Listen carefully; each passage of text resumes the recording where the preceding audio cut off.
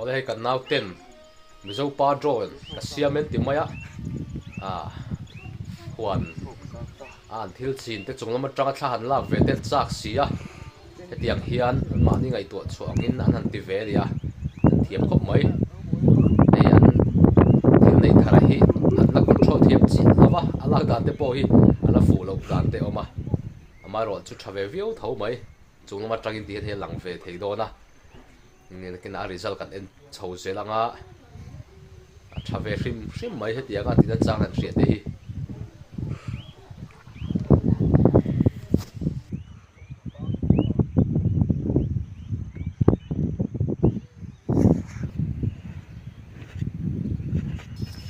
alan dan ve thung o ang ve khopa lo mo le tro yan thai chin te chung lama tangin ti hian kan lo thlir pui ve ania te kan siang khan na control thiam lo de fleka na thunun thiam lo de fleka to tak chuan thalak la du chi lo de mai thei video hu la du chi lo mai thei ma chu chaw ve shime yan thai chin te hi kina chuan ala pui tlanga rak thatta kan chuan mai se yo bani